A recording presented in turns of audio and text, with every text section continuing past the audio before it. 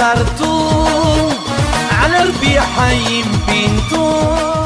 you consider Hashem as a father, as a mother, He will be next to you.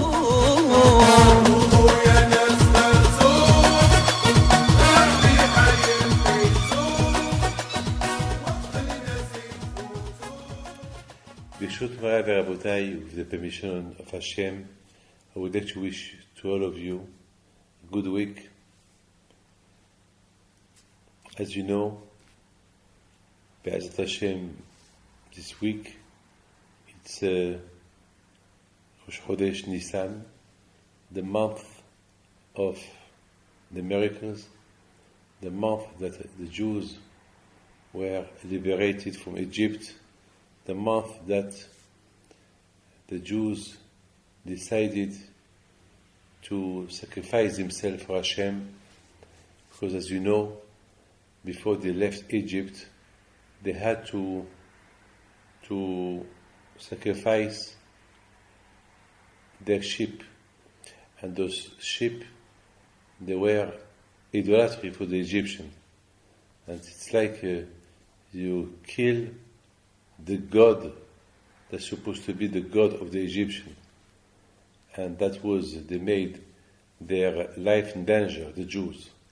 But the Jews, they had so much emunah on Hashem, they believed so much on Hashem, so they did not fear, and they did what they had to do, and they took the sheep, and they prepared the sheep to do the shrita, to be slashed, on the eve of Pesach, and then they had to eat it on the grill. The smell of the steak of that sheep was so strong that the Egyptians, they were so angry, they wanted to kill the Jews, but that was a big miracle. Now, you understand why this month, we call this month Nisan, the month of the miracles. Is the month of Nisan, is the month of the Nes. Nisan, Nes, a miracle. And the biggest miracle was that the Jews, when they left Egypt with no food, with nothing, with emunah on Hashem, that HaKadosh Baruch Hu will provide them food. Can you imagine? Millions of Jews, millions of people following Moshe Rabbeinu in the desert, with no water, with no food, children, millions of children, old people, old women, old men, they had to walk in the desert. There was no cars, no TGV, no airplanes, no helicopter, nothing. Can you imagine that? It's unbelievable. That was this kind of... From here we understand one thing, that a Jew should know that Hashem created him, and his living will be always with miracles. Bemet, I'm telling you. A lot of times I take a lot of decisions with big emunah on Hashem. Now, and I rely on Hashem. Now, I would like to tell you something. And the parasha that we learned last week, it was the parashat HaHodesh, the parasha that Hashem gave to the Jews, the first mitzvah in Egypt. What was the first mitzvah of Egypt? That we should keep each Rosh Chodesh. That means that all our holidays will depend on Rosh Chodesh. So the rabbis has to do some calculation when it's Rosh Chodesh, and according to Rosh Chodesh, we will have all the other Jewish holidays during the year. But one thing we should know: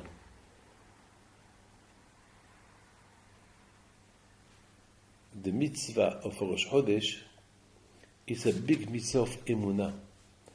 As you know, few days in the month we don't see the moon.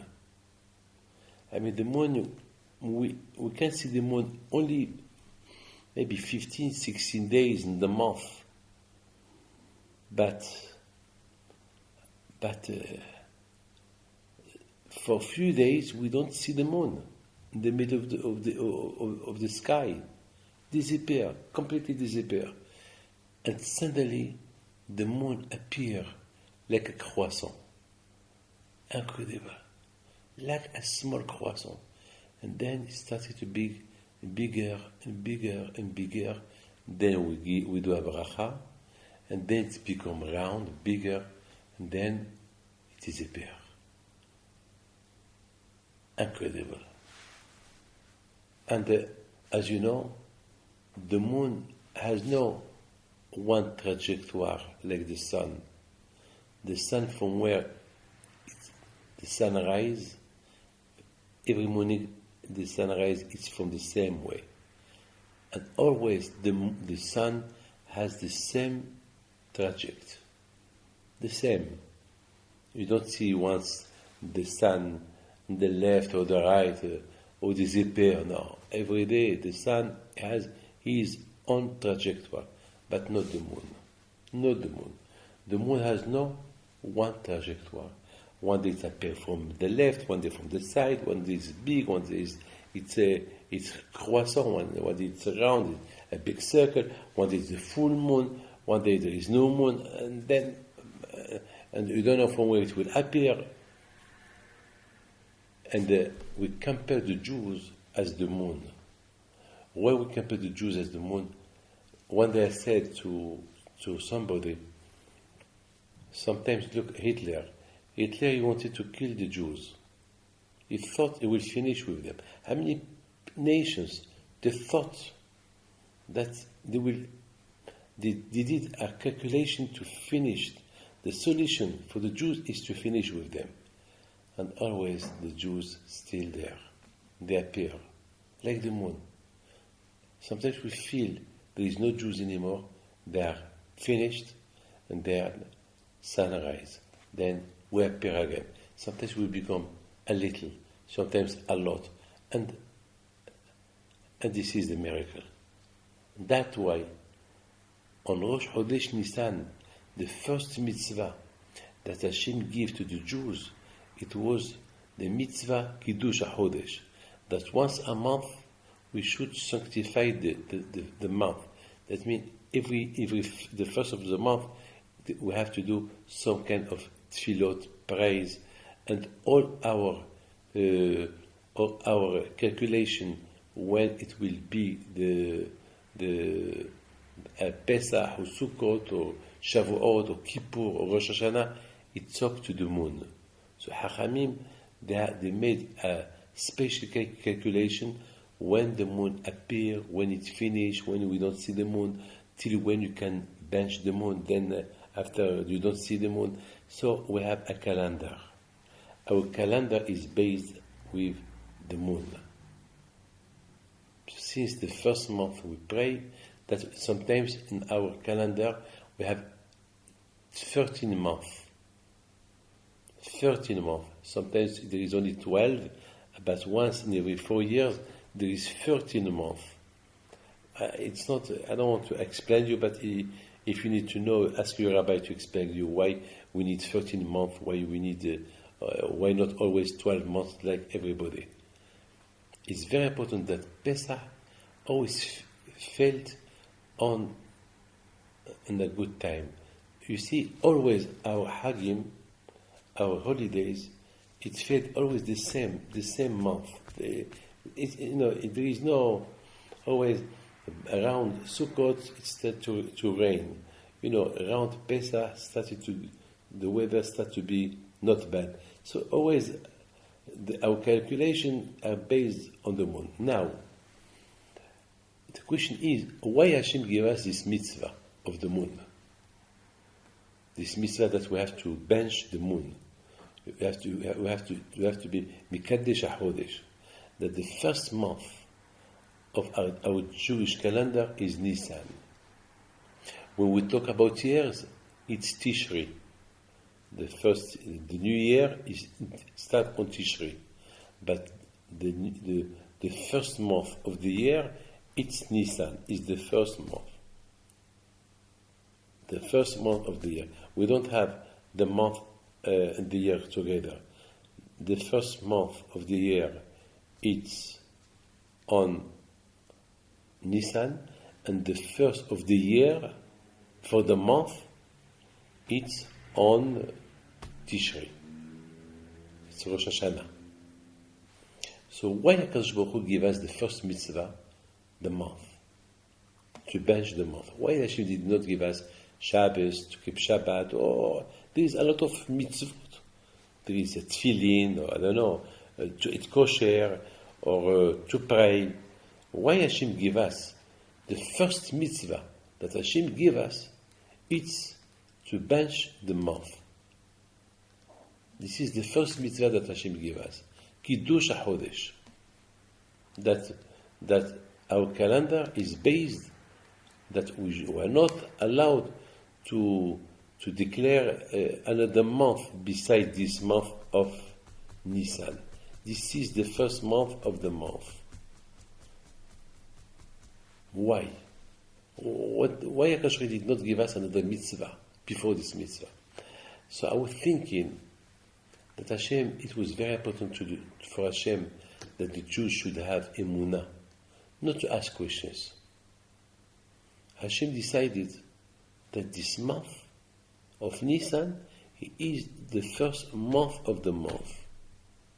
And from this month, we will start to count our calendar, and from this month, we will start to count all our holidays to come.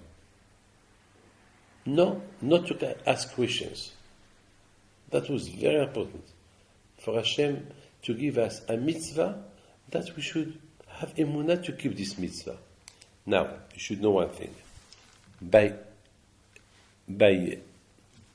keeping well this mitzvah, so we can believe on everything. Because if we don't ask questions about this mitzvah, the day that Hashem will tell them, take the sheep, that the sheep was considered, the Egyptians, they considered at the time the sheep as their God, they will not ask questions. Hashem wanted to ask from the Jews that it's very important for you to keep what I tell you to do. I mean, for me, why Hashem wanted that we start to count from that month? Why not another month? This is the decision of Hashem. When you believe in Hashem and you don't ask questions, so that is, you begin to be really a Ba'al Emunah, a man of faith. You know, there is I would like just to tell you something.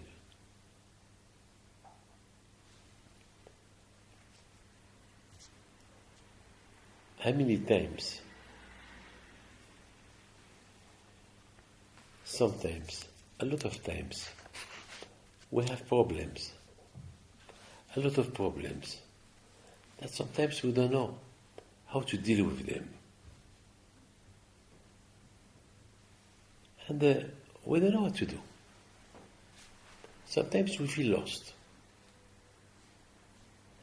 I promise you, the minute I think about Hashem, while this is Hashem's will, I feel comfortable. I feel something. I feel myself light. I promise you, this is the truth. I don't know if I don't try to seduce you to be. I don't like to just to tell you stories, but this is the truth. You know, there is a pasuk who said, there is a pasuk. I would like just to tell you a small story. There was a man. His name was Nagdimon Ben Gurion, and he was a tzaddik. And this man, he was And he was living in the generation of the second temple. While, as you know, the Jews used to go to the temple 3 times a year, on Pesach and Shavuot and Sukkot. And one year there was no water, there was no rain, there was no water to drink. All the rivers were dry. There was no water. So the Jews, they couldn't walk. They couldn't travel to Jerusalem. And there was a Roman that he had some private rivers. And they were surrounded with guards. He had some... but at the time, he was the Balabais, he was the owner. So, Nagdimon ben Gurion, he went to see him. He told him, look, I want to deal with you. Sell me all your water for the Jews to come on Sukkot to celebrate Sukkot in the Beit HaMikdash, in the temple. And the Roman said, no, I don't want to sell you the water. If you want, I give you water, but give me back the water. So Nagdimon ben Gurion told him, okay, I give you back the water. So the Roman told him, what about if there is no rain? If you don't give me the water, what's going to happen? So he said, then I pay you. Okay, but it's going to cost you billions. So Nagdimon ben Gurion told him, okay, I give you billions. But I give you from today a daily of 1 month. And 1 month till from this day till 30 days, 1 month. And I want it before the sun disappears, in the evening. So you have full 30 days. He said, okay. After 3 weeks, people came to Jerusalem. They heard there was enough water for everybody. And the people enjoyed being in Jerusalem. They thanked Nagdimon ben Gurion. They thanked Hashem for that. But Nagdimon ben Gurion has a big problem. 30 days are nearly over. The last day, the Roman, he prepared himself to the big celebration. And he said to the Jew, Nagdimon, well, if you want to save time, pay me now. Give me the money now. So, because don't think there'll be water. There'll be no water. Because you see the sky, how it's blue.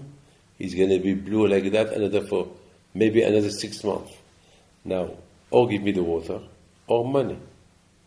So Nagdimon ben Gurion told him, hey sir, I still have 1 day.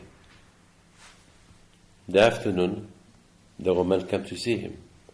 He told him, let's do the business now. Let's save time. Don't think it's going to be a miracle for you. Even if it will rain, you will not fill up all the bear, all the holes of the water.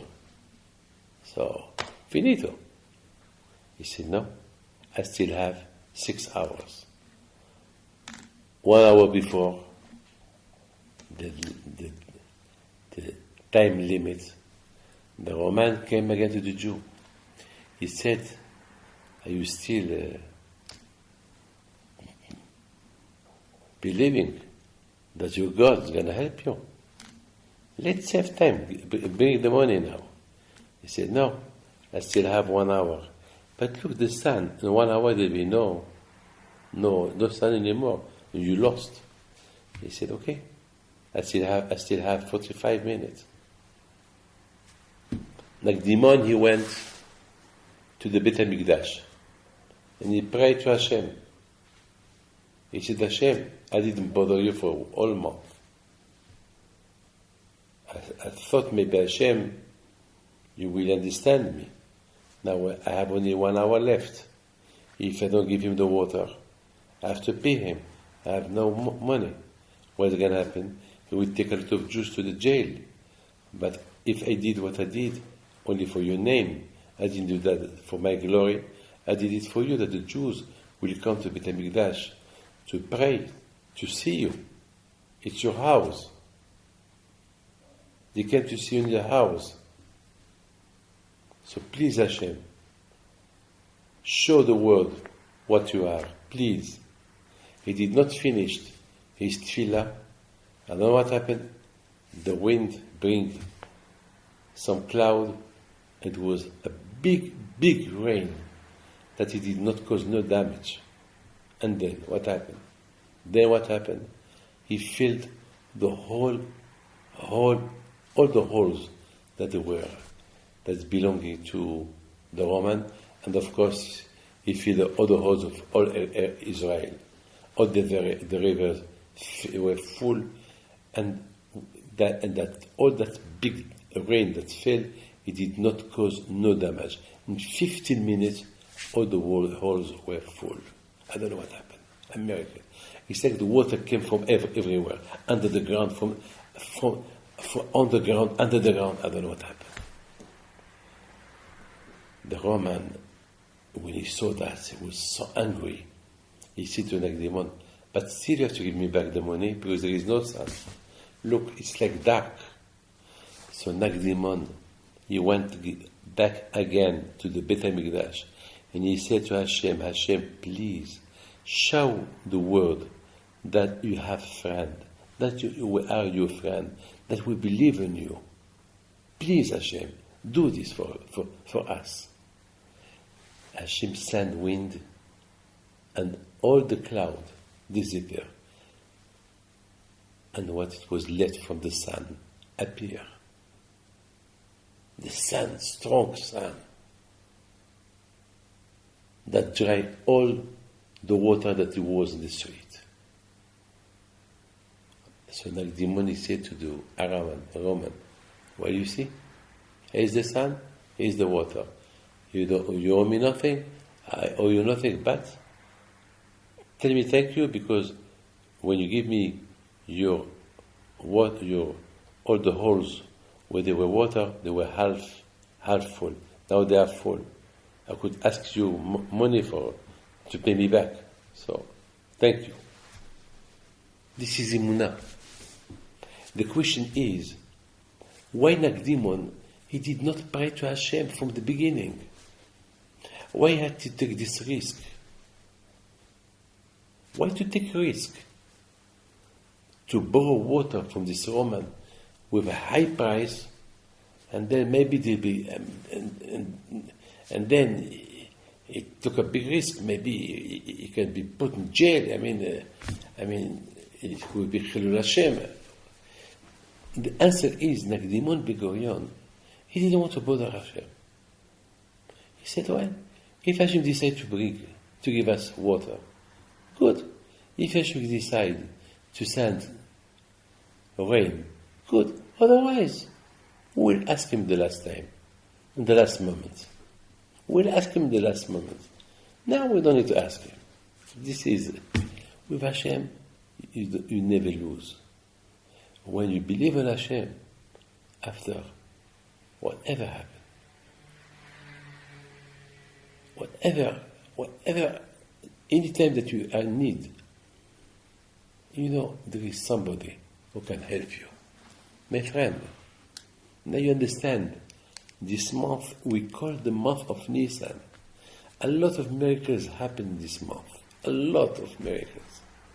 A lot of miracles.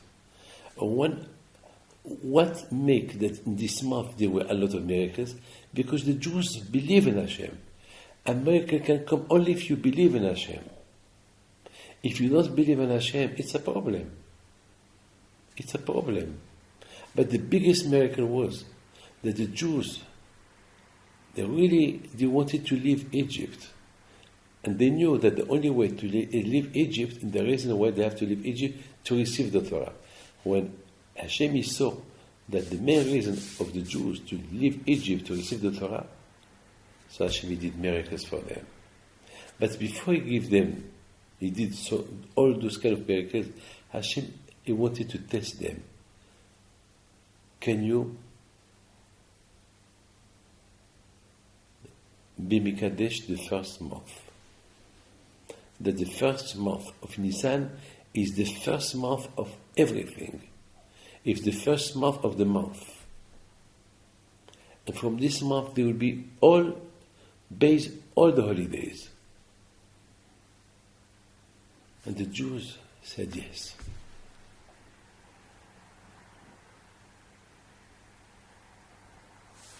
The Jews started to understand that the moon, it reminds us and remind them the creation of the world, as the Hachamim said. We cannot believe, we cannot imagine the world without the moon, without the moon. Always when we think about the sun, we think about the moon. The only difference between the sun and the sun, we see the sun every day, and it depends on the hours of the day where you see the sun, but the moon, you don't see it every day. And the moon, it has no one trajectory. One day is there, one day is there, one day it appears here, one day it appears there, one day is small, but the sun always is the same size.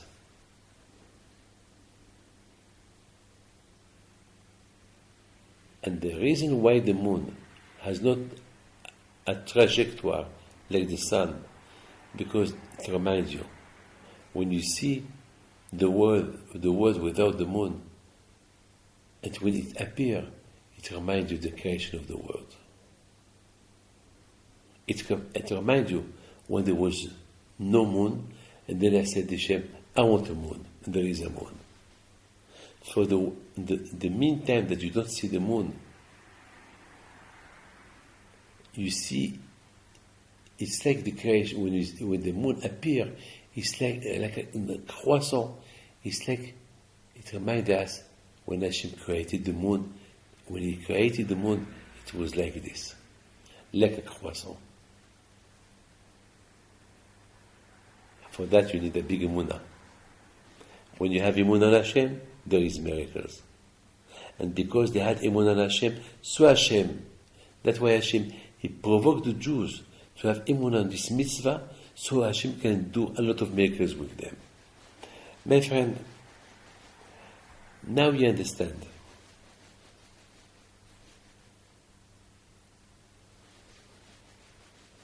Now you understand how much a man, he should work so hard in his own emunah.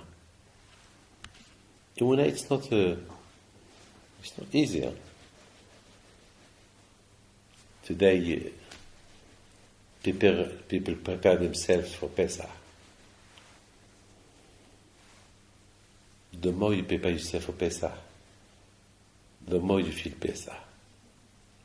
A lot of people today, they travel to Miami, to Israel, to in the hotel to have a good Pesach. I have no problem. There is no problem. They can. Of course they can. But one thing they should not forget, that Pesach, to feel Pesach is not only a tradition. Pesach is something. Pesach, it's emunah. It's not a tradition. We have to feel on Pesach a part of ourselves. Our identity was created when we left Egypt. The month of Nisan reminds us, if today we came to celebrate Pesach, it's a miracle that we're here. It's a miracle that we were not assimilated. It's a miracle that we were not being murdered. It's a miracle. After thousands of years, and still we do Pesach. And still we talk about Pesach. It's incredible. Pesach, it's not only to eat food, a family occasion. Of course, it's everything. But Pesach, it's Pesach ul Hashem. We have to associate Hashem in Pesach. Pesach, it's not only for us. Pesach is for Hashem as well. Because Hashem without us, so it's going to be the God or the King on who? Or we without Hashem? We're nothing. So Pesach, the mouth will talk. On Pesach we talk. On Pesach we count. We tell the story to our own children, and to educate them, to teach them. I would like to tell you this.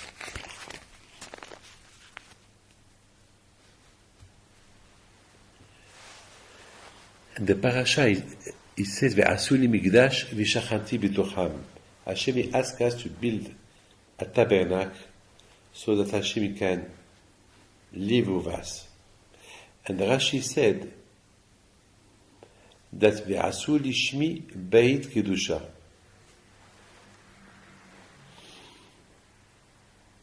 Hashem asked from the Jews, do me a house, li lishmi, a house for me.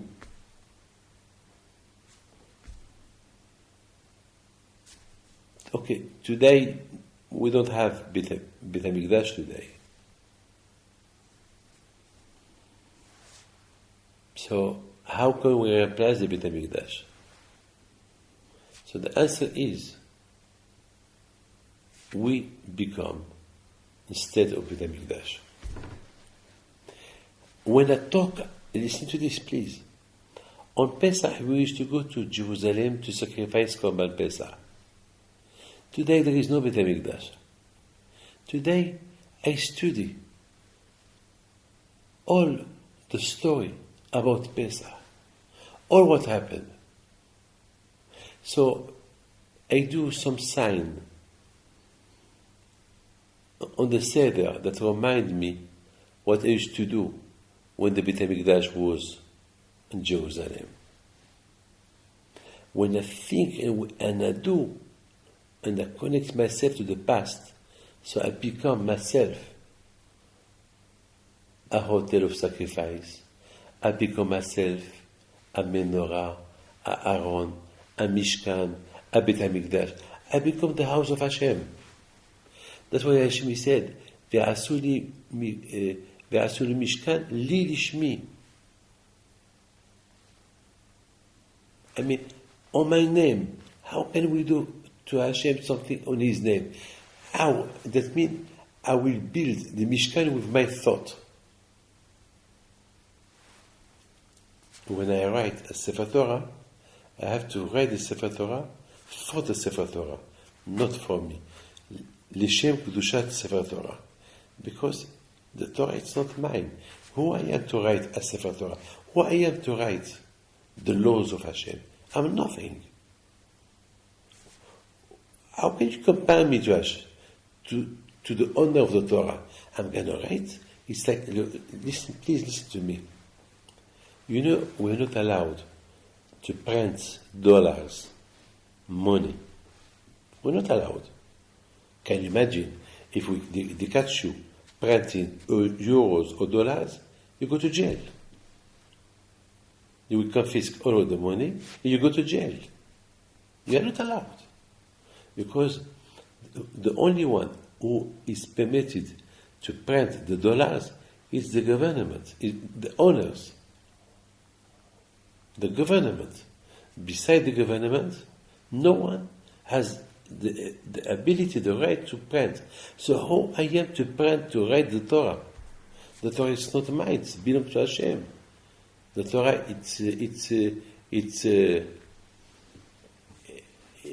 if I write it, I will false it.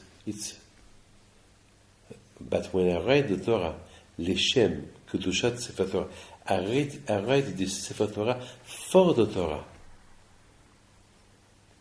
That I can do it. It's like those who work in the government and they receive the permission for the government to print the dollars. So Hashem is L'Havdil.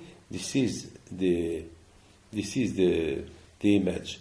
Hashem permits me to print the Sefer Torah, but when all my thought is that L'Shem Kedushat, it's for the Sefer Torah.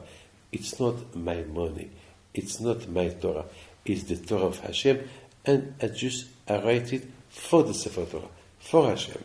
That I can. Now just imagine, Hashem, he said, when we build the Mishkan, we have to build the Mishkan Leshem, Lishmi, for Him, for His name. We don't build for ourselves, for Him we build. That means we invest our thought, we invest our money, everything for the Sefer, for Hashem, nothing for us. So that means when we build the Mishkan for Hashem, we build it with our money, with our thoughts, for Hashem. So that means where a part of us is there. So today, there is no Mishkan, we become the Mishkan of Hashem. Incredible. Incredible.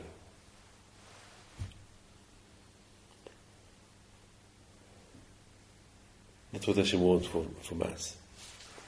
I would like just to tell you something that incredible. In the Gemara of Psachim,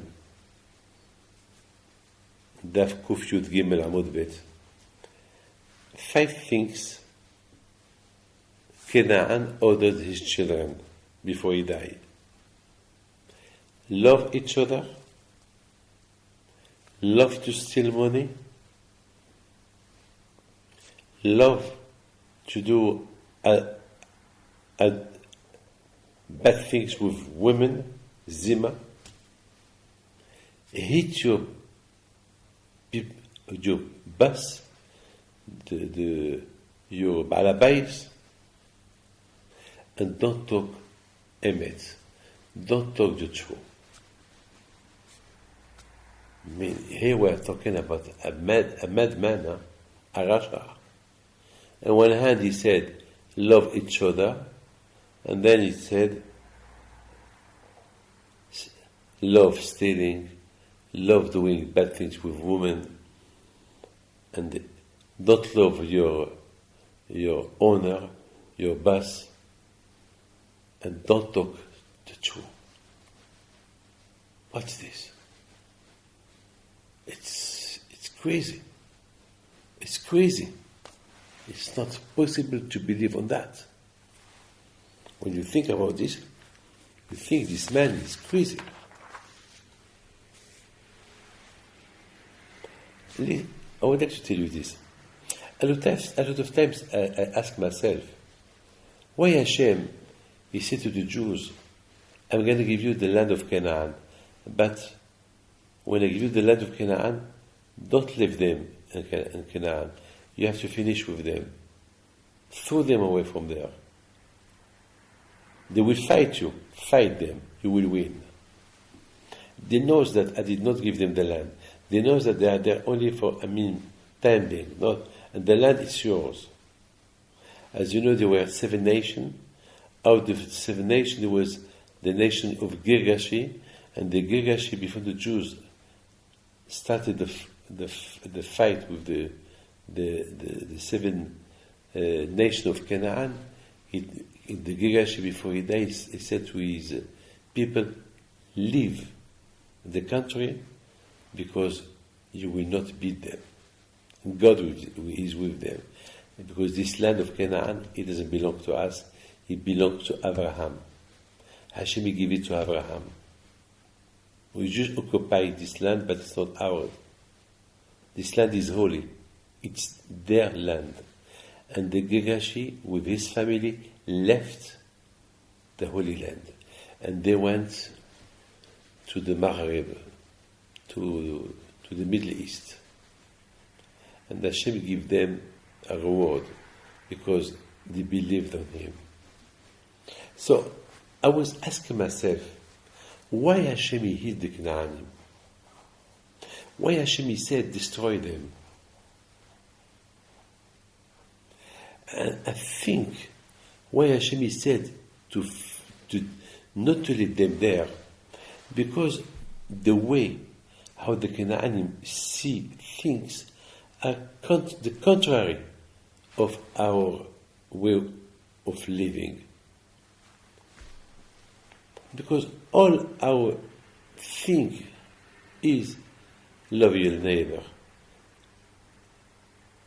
talk true,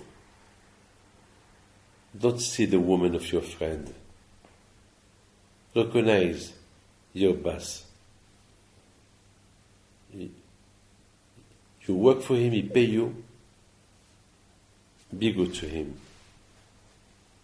And here we see the Canaanim, the way they act is the contrary. He said to his children, Ahavu ze'ezi, between you, love each other, no more than that. Be a strong nation, love each other and kill the others. Like what happened in Sodom. In Sodom, they were next together, but they still money's people. They still the women of other people. Canaan said to his children, love each other, between you, only between you. Ahavu ze'ezi. Only between you. But others, no. It's incredible how bad they were. Now you understand why Hashem, He didn't want that the Jews, they will live with those kind of people, that they only love each other, but they couldn't love the rest. I mean, it's not normal. It's not higayon. It's not natural to love each other. That's it. You don't care about the others. The Torah is based about loving everyone, no matter who. When you have to help everyone, no matter who. Jew or no Jew, you have to help. Now you understand the first mitzvah of Pesach.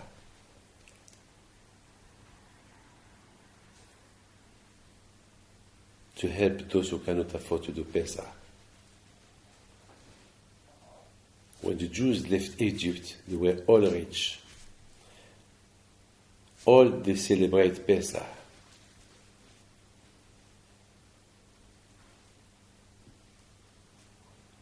When they had to do Korban Pesach, if there were some people who couldn't afford to do Korban Pesach, the sacrifice of Pesach, he could share it with somebody else without giving a dollar. A Jew will go to his neighbor, I don't have money to do Korban Pesach, can I share this with you? He will tell him, yes, of course, welcome.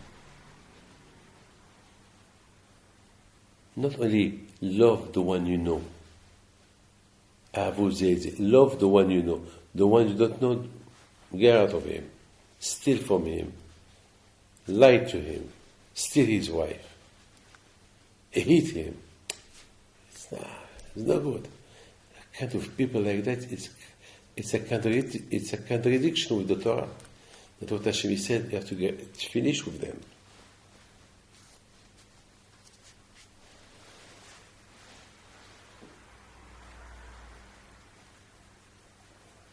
Now I understand Esav. Why Esav was a bad man? Why not Yaakov? Why Yaakov was a tzaddik and Esav was a rasha? You know why?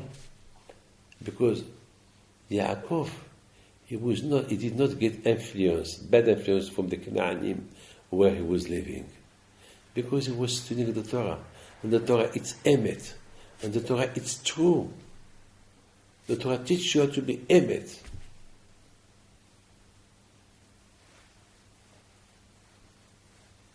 Understand? But Esau, because he did not study Torah, so he became influenced by the people of of the Canaanim. And he was a Ganav. He stole money. He stole married woman. He never said true. He was a liar. He got the hashpah from the Canaanim. Look at Yaakov when he left and he went to Lavan, to Haran, and there is where they were Reshaim. What helped him to be a tzaddik there? Because the Torah teaches you, love your neighbors is the first mitzvah. Love your neighbors like yourself.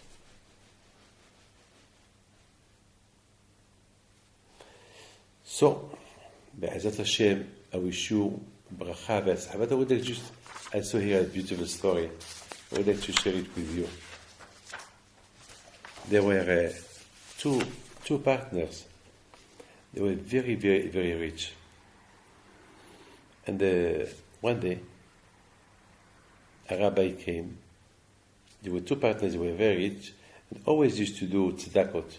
One day there was a Talmid Chacham that came and he asked for a tzedakah.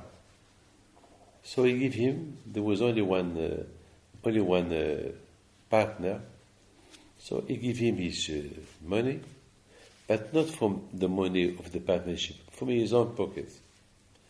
When his partner, he heard that his friend gave from his money, so he sued him in the Beit Din. He said to the Beit Din why he didn't give from the money of the partnership. Why he gave only from his money? Why didn't he give from the money that belonged to both of them? So that he can have as well a share of the mitzvah. Imagine people are fighting to give tzedakah. Imagine that.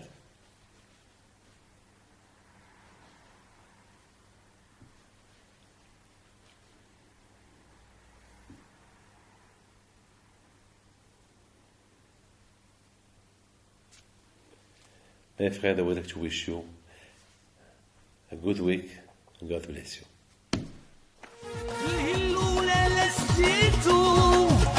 الهرب بنا بيت بيته